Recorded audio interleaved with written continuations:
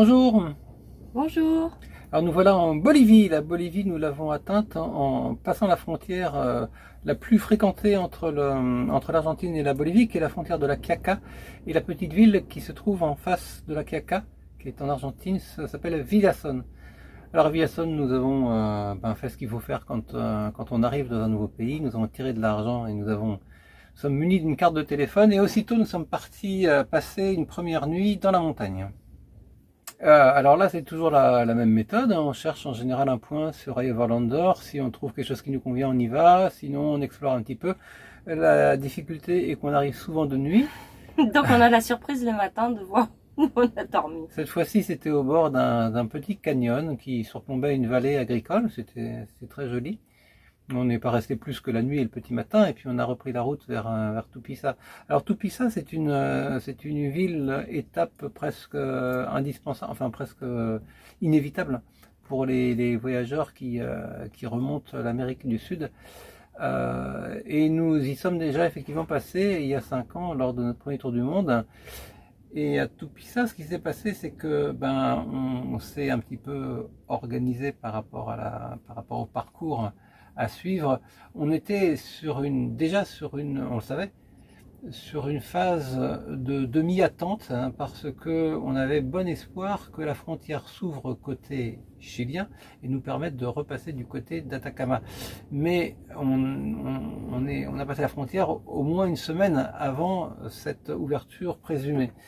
Donc on avait un petit peu de temps à tuer en somme, et c'est pour ça qu'on est resté un petit peu à Tupiza. D'abord, On n'est pas resté longtemps. On a d'abord retrouvé Tobias, voilà, qu'on avait rencontré en Argentine, et qui lui ne pouvait pas faire entièrement le sud Lipez. Le combi aurait pas supporté. ni même aller vers Uyuni tout simplement. Du coup, il s'est fait remorquer sur une partie du chemin pour avoir juste la descente à faire. Apparemment, c'est une méthode classique pour les gens qui ont des véhicules qui ne permettent pas de monter trop en altitude et qui ne sont pas assez costauds. Donc on a passé une soirée avec Tobias et puis on a dit au revoir. On l'a vu partir sur la dépanneuse, c'était amusant. Et nous, donc, on avait un choix à faire, un choix de destination pour, entre guillemets, passer 2, 3, 4 jours quelque part sans se précipiter à aller vers le Salar d'Uyuni et vers le sud d'Ipes, qui risquait de nous amener un petit peu trop tôt près de la frontière chilienne. Donc on a décidé d'aller à Tarija. On a beau être passé à Tupiza il y a 5 ans, on n'a pas forcément vu à ce moment-là l'une des attractions principales, hein, locales, qui s'appelle le Canyon del Inca. Donc là, quand on avait un peu plus de temps, on s'est déplacé. Et un véhicule. Et un véhicule, donc on peut y aller facilement. D'ailleurs, la route d'accès est toute petite. Manu me dit que là, on va vraiment pas prendre une route touristique, et effectivement, il me dit que c'est ici. Ça me paraît quand même bizarre.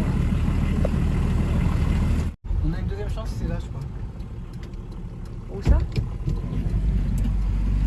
Oh mais oui, ça doit être là, Manu.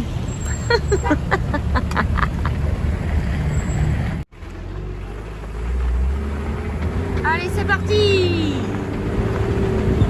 Le GPS, il nous dit 2 heures pour faire 2 km 1. Soit il se plante, soit on va découvrir une grosse difficulté dans quelques mètres. Qu'est-ce que t'as dit? Ça fait longtemps qu'on n'avait pas roulé dans un lit de rivière. Alors là, on risque pas de trouver des éléphants, mais d'après ce que je vois, on pourrait trouver des ânes. Et c'est un très beau canyon, un très bel endroit qu'on peut recommander. Parce que d'abord il y a comme un mur, hein, c'est une curiosité, je sais plus comment ça s'appelle, la Puerta. La Puerta de... La Puerta del Inca, pour à vérifier. Mais c'est que ça se présente comme une façade de roche droite qui est transpercée en fait en son milieu. Et donc c'est assez singulier comme formation rocheuse. Alors on sait bien que toutes les formations rocheuses ont leurs particularités, mais celle-là en particulier. Donc elle se prête beaucoup à des petits... on a pu tester notre drone qui était tout neuf. On avait notre drone qu'on avait récupéré une semaine avant. Et on s'est fait un peu plaisir avec le drone dans ce canyon del Inca qui offre de belles perspectives. Hein, voilà. On a croisé beaucoup de gens qui font du cheval là-bas. s'y prête bien. Voilà, c'était l'attraction de Tupisa. Et on a décidé surtout sur la base de ce qu'on a vu sur les cartes, c'est-à-dire en fait c'était une ville un peu différente, un peu moins touristique, un peu moins en altitude, un peu plus isolée. Donc on s'est dit bah tiens on va aller voir ce qui se passe à Tarira, mais on n'avait aucune information particulière sur l'intérêt en soi de Tarira.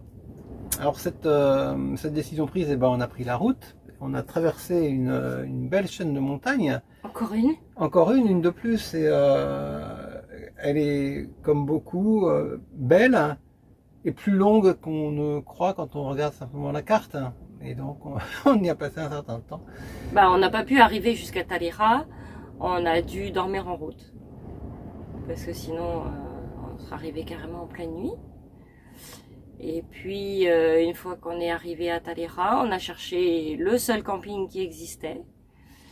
On a eu du mal parce qu'en fait on est hors saison, donc bah, il n'y avait personne et finalement bah, elle a ouvert pour nous et on s'est trouvé chez une dame, chez Fernanda, avec sa petite fille, et en fait on est resté 3 jours.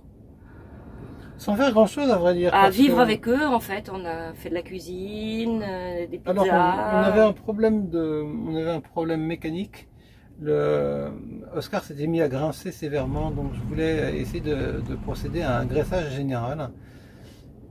Et cette simple petite expédition s'est transformée en grande expédition.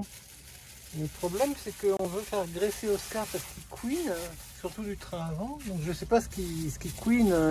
Est-ce que c'est les rotules ou les roulements? Alors on a appris avec surprise que les sortes d'injecteurs de graisse qu'on voit là, eh ben, il n'y en avait pas sur Oscar et qu'il fallait donc aller les acheter.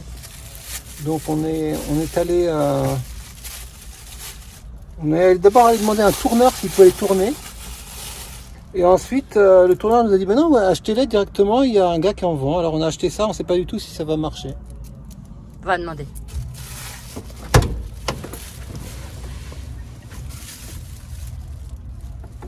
Ça me paraît assez inquiétant parce qu'en fait il a injecté de la graisse avec une aiguille et quand je le vois faire, je vois que la graisse ressort aussitôt des trous qu'il a fait et j'ai peur que le remède soit pire que le mal.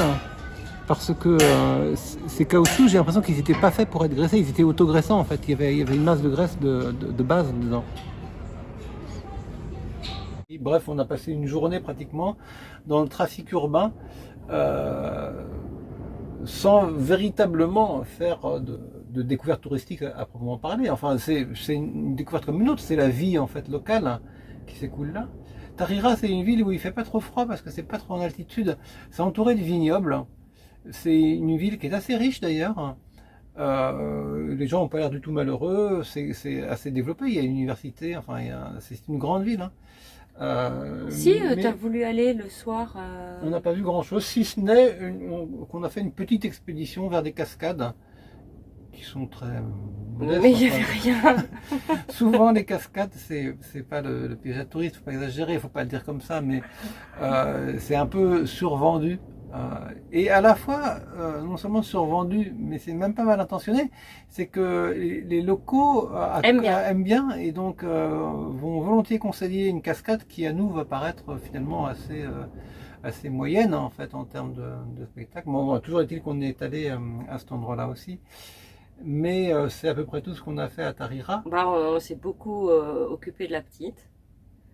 Ouais, Fiorella qui nous a pas lâché en fait, donc c'est pour ça qu'on avait enregistré une vidéo avec elle parce qu'on ne pouvait pas faire autrement. Elle s'est amusée à couper les cheveux de Manu. Enfin bon, voilà, c'était très sympa, on s'est posé 3 jours. C'était pas ce qu'on attendait, mais on n'attendait rien de particulier. Donc c'était, on va dire, une petite parenthèse. Donc là au moins on n'a pas roulé beaucoup autrement qu'en ville, et la ville était pas une sinécure. Mais finalement on a pris le chemin du retour, donc on a fait un simple aller-retour en somme vers Tupisa et on est retourné à notre point de départ. Et là les informations étaient plutôt bonnes. Et puis on est revenu à Tupisa parce que c'était le passage obligé. On a repassé une nuit et on a fait un petit tour de marché parce qu'on avait envie d'essayer de prendre des photos des Boliviennes qui sont très joliment habillées, elles ont leurs grandes tresses, leur chapeau sur la tête, mais elles n'aiment pas être prises en photo. Donc on s'était dit qu'en allant au marché, on pourrait peut-être essayer de faire des portraits. Et en fait, c'était pas Ça n'a pas facile. trop marché. Non, non, mais ça me pose un peu un problème éthique et un problème aussi pratique de réalisation. J'aime pas trop voler les photos. Alors je pourrais les voler complètement en fait en étant bien caché dans Oscar, mais on n'arrive pas à se garer correctement. Donc ça me met un peu mal à l'aise. Et du coup, on a un peu laissé tomber les portraits volés. On n'a pas fait de portraits de manière générale. On a fait peu de portraits sur sur ce segment du Tour du Monde. C'est un peu un regret, ça n'a pas vraiment marché. Donc on a volé entre guillemets quelques plans vidéo comme ça au marché, mais sans trop de succès. En tout cas, on a profité des fruits et des légumes parce que c'était vraiment très appétissant, c'était pas cher. Et du coup, on a acheté plein de trucs avant de prendre la route. Et là, on peut dire que un des avantages notables de l'Amérique du Sud, c'est que les gens sont tout à fait honnêtes du point de vue des prix qu'ils pratiquent exactement les mêmes prix. Alors autant c'est pas du tout le cas dans les sites touristiques, il y a officiellement deux prix pour les étrangers et pour les locaux. Autant sur les marchés, on n'est pas du tout volé, on cherche pas, enfin c'est très différent de l'Afrique du Nord par exemple, on n'a pas cette tension de la négociation. Tout est offert à un prix normal en fait, local, et donc on peut acheter notamment des fruits et légumes de bonne qualité. ¿Y cuánto dices? 3 y 10. Dame 3.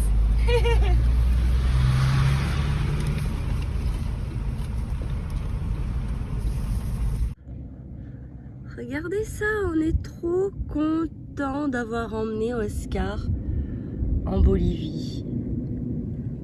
Il a rejoint tous les autres autocollants. En fait, c'est des petites récompenses pour Oscar. Parce qu'il est tellement mignon, il nous emmène tellement partout que dès qu'on peut, on lui achète un petit autocollant, c'est la seule chose qu'on puisse faire. Sauf que depuis l'Argentine, en fait, il n'y a pas d'autocollant. Et puis on est arrivé à Uyuni avec notre Oscar et on était super contents déjà d'être arrivés. Et il fallait aller sur le Salar, donc on n'était pas très sûr de pouvoir le faire encore. Alors, la route d'Uyuni, de Tupiza à Uyuni est sans difficulté particulière. Hein.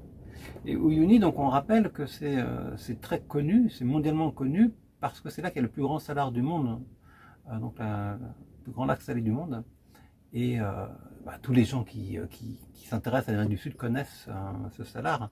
Il est aussi connu que le lac Titicaca. Et, donc on est arrivé avant le coucher du soleil. Donc on est arrivé un petit peu tard.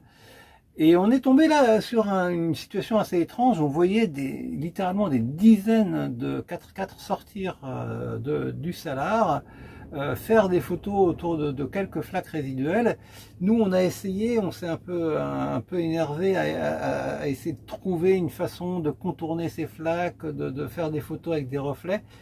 Et je dois dire qu'on n'a pas très bien trouvé le soir où on est arrivé. J'étais un peu déçu. Ces flaques en plus formaient comme une sorte d'obstacle infranchissable, nous interdisaient d'aller plus loin dans le salar. Donc on était comme bloqué à l'entrée du salar, entouré d'une nuée de véhicules qui gâchaient un petit peu l'instant. Donc cette première soirée au salar n'était pas très réussie. Alors on a dormi juste à la sortie du salar. Et là on a eu droit à tous les véhicules qui sortaient du salar, mais c'était un balai non-stop. Pendant 1 heure ou 2, hein, parce que même de nuit, les gens revenaient. Donc on a passé la nuit ici et on est reparti assez tôt le lendemain matin, où on a revu nos flamands de la veille avec un éclairage très différent. On s'est retrouvé tout seul. Enfin, il faut bien imaginer à quel point c'était contrasté, parce que la veille au soir, il y avait cette nuée de véhicules, mais en beaucoup, et en plus c'est tous le même type, c'est-à-dire c'est pratiquement que les 4x4 qui sont bourrés de 4 ou 6 touristes selon les agences, et puis il n'y a pas de véhicules indépendants, donc c'est très normalisé, donc ça donne vraiment le sentiment d'un tourisme à la chaîne, et le lendemain matin, il n'y avait littéralement plus personne. Et là, on faisait face à une sorte de dilemme. Qu'est-ce qu'on allait faire? Est-ce qu'on allait s'engager seul? Est-ce qu'on allait attendre de voir quelques 4x4 nous montrer la route? Et puis, on a été fidèle à notre façon de faire. On a décidé d'explorer le Salar tout seul. Alors d'autres voyageurs nous avaient dit, allez-y, n'y allez pas avec votre véhicule, vous allez l'abîmer, vous allez vous perdre, vous allez vous tanker. On a regardé avec beaucoup d'attention les traces, on est sorti du véhicule. On n'avait pas envie d'y aller sans notre Oscar surtout. On a trouvé une façon de contourner les premières flaques qui nous paraissaient un petit peu dangereuses, qu'on n'avait pas vu la veille, mais là il y avait un grand soleil, donc on pouvait y voir plus clair. Et on s'est engagé tout seul sur le Salar, et là c'était le grand bonheur parce que on a vu exactement ce qu'on voulait. Alors on l'a pas traversé. Hein. On n'a pas traversé de part en part, on s'est engagé de plusieurs kilomètres. Oui, on est allé assez loin. 5 ou 10 kilomètres à l'intérieur du Salar. Mais on l'a pas traversé. Suffisamment pour avoir le sentiment que le Salar était... on n'est pas retourné sur la fameuse île qui est quasiment au milieu, pleine de cactus, parce qu'on l'avait déjà fait. Donc, de toute manière, il faut savoir que il n'y a aucun endroit du Salar où on ne voit que le Salar. On voit toujours quelques montagnes au fond du paysage.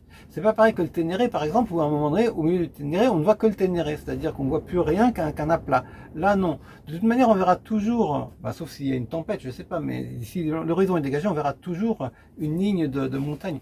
Donc, c'est ce qui nous est arrivé. Nous, on s'est éloigné suffisamment pour avoir le Grand Blanc autour de nous et en fond, très loin, les montagnes. Et puis, on est allé jusqu'à un endroit où il y avait de l'eau qui commençait à affleurer, qui formait comme un début de miroir. On n'est pas allé trop loin pour éviter de rester bloqué dans le Salar ou de s'ensaler, je ne sais pas comment on dit en fait. Parce qu'il y a une croûte sur le Salar et tout le risque en fait c'est de percer la croûte et de tomber dans ce qu'il y a en dessous de la croûte de sel, qui est une sorte de mélange un peu visqueux de boue et de sel. Et là, isolé, on est dans une situation difficile. Donc, on voulait éviter ce risque-là. Donc, régulièrement, je suis allé ausculter le terrain pour être certain qu'il avait une capacité porteuse suffisante. Et puis, bien évidemment, comme tout le monde, on s'est adonné à l'activité consistant à faire des photos avec illusion d'optique. Oui, mais là aussi, on est content d'avoir fait tout seul parce que ça a beau être... alors, c'est pas du tout original, hein, tout le monde les fait, ces photos, mais c'est pas si facile que ça. Et quand on a un guide, lui, il sait, il pose les bouteilles, les verres, les trucs. Et nous, il fallait qu'on se débrouille tout seul. Donc, on a passé quand même un certain temps. Avec nos accessoires. Donc on a sorti nos accessoires d'Oscar et on s'est amusé. En fait, on a rigolé. Mais en résumé, on peut dire qu'on a fait le Salar de Uyuni à notre manière. C'est vraiment ça, la clé de l'histoire. Comme souvent. Oui, mais c'était entre guillemets, une difficulté. Certains reculent devant cette difficulté. Et d'ailleurs... et ça nous permet de poursuivre le récit, et ensuite, on a fait pire, ou plus difficile encore, c'est-à-dire que se présentait le sud Lipèze. Et juste avant de repartir dans le sud Lipèze, on a procédé à un lavage complet d'Oscar, parce que le sel présente des risques de corrosion, notamment pour le bas de caisse. Donc il est important qu'il ne reste plus du tout de sel, et il y a des petits ateliers sur le bord de la route qui sont spécialisés dans ce genre de travaux. Donc on a eu un homme en combinaison qui nous a fait un travail très précis, très efficace. Et Isabelle a d'ailleurs prêté un peu la main pour que ce soit magnifiquement fait. Donc on est reparti avec un véhicule tout neuf vers le sud Lipèze. Et sur la route du sud Lipèze, mais on est encore à ce moment-là dans le village d'Uyuni, on traverse un cimetière de train. C'est un endroit... assez unique en son genre, puisqu'il y a là des dizaines de voitures, de trains et de locomotives abandonnées dans le désert. Donc c'est l'occasion de prise de vue un peu étrange, un peu lugubre, un peu particulière, qu'on n'a pas manqué de faire. On reprend la route, il est 7h du matin. Il commence à faire froid, c'est pour ça que je suis dans mon cocon. Quand on s'est réveillé, il faisait 2 dans Oscar. C'est la première fois qu'on dort aussi haut, puisqu'on a dormi à 3800 et quelques mètres.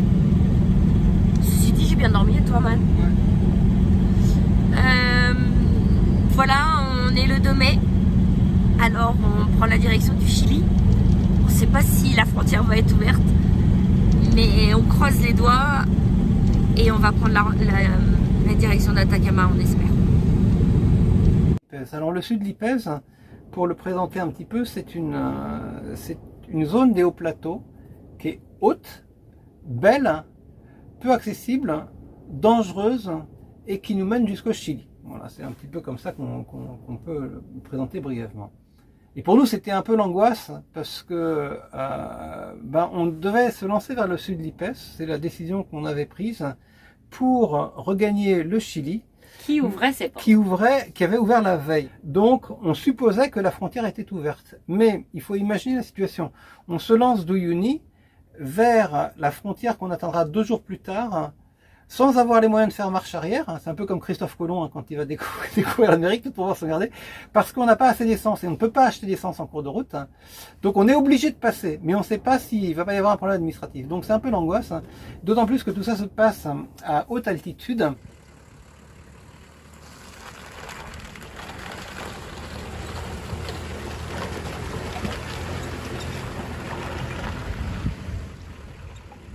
Voilà, pour la première fois, Oscar, il a traversé la glace. Et qu'on sait que le long de la route, il y a de très belles choses à voir, mais que ça va être chaud patate, si vous me pardonnez l'expression, parce que on sera à la fois pressé par l'obligation, par l'expiration de notre droit à passer, parce qu'il faut remplir un questionnaire avant de passer la frontière. Ce questionnaire, on pense et on espère qu'on a la dernière version en date, mais il n'est valable que 48 heures. Et on n'a évidemment pas de réseau une fois qu'on est parti de Uyuni.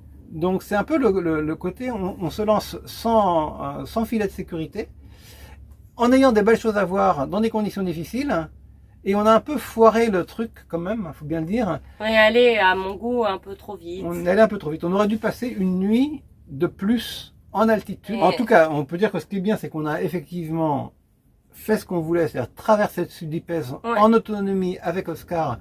Et franchement, c'est pas donné à tout le monde. Et par contre, on l'a fait un peu vite. Et donc, on a eu quelques vues, mais on a surtout pesté parce que la piste était très difficile. On a un peu angoissé parce que on craignait de pas y arriver. Et donc, l'ensemble nous donne un souvenir un peu mitigé, quoi. C'est surtout que on est arrivé à la frontière de la Bolivie à 5h10 le soir. Elle fermait à 18h. On l'a passé vraiment en 5 minutes. Le gars nous a aidé à remplir les formulaires. Et puis là, on a mis Oscar dans la cour en stand-by. Et on a attendu. On ne sait toujours pas pourquoi. Il avait un problème d'imprimante. Ils nous ont fait attendre 1 heure pour qu'eux impriment un document dont nous, on n'avait pas besoin. Donc en fait, on s'en fiche, on aurait pu passer aussi.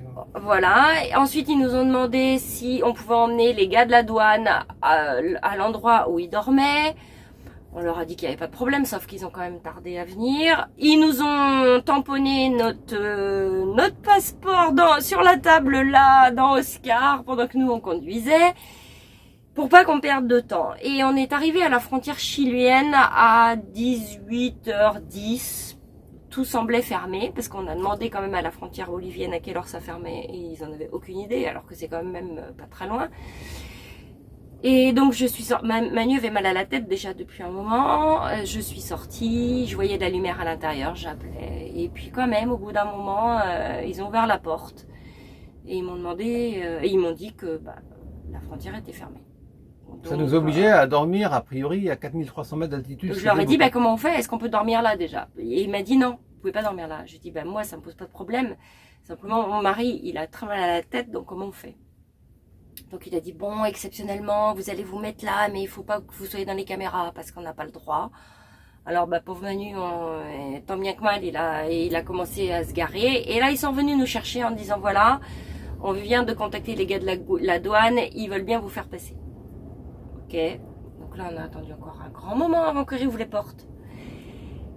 Et alors ils nous ont accepté, mais ils nous en ont fait baver. C'était le pire passage de frontière qu'on ait jamais fait. Ils ont fouillé Oscar de fond en comble, y compris dans les trappes d'aération. Ils sont montés sur le toit, ils arrachaient à moitié le lanterneau, ils ont défait les toilettes, ils nous ont demandé d'ouvrir la cuve à eau. Donc là, quand même, on a dit que c'était pas possible. Bon, on a réussi à passer comme ça. Bah, on est redescendu de l'autre côté quand même parce qu'on était très haut, en pleine nuit, avec des voies régulièrement espacées qui disent que si on a un problème de frein, il faut les emprunter. Et en fait, on n'a pas du tout envie d'emprunter ces voies où il faudrait arriver à toute allure pour remonter. Mais on a bien regardé, même le lendemain, il y a des traces de roues, donc il y a des gens qui les empruntent. Hein. Mais je pense que c'est une route assez unique au monde parce qu'on descend environ 2000 mètres de dénivelé, quoi, à peu près, en quelque chose comme peut-être 20 km ou 30 km. Et la route est parfaitement droite. Hein.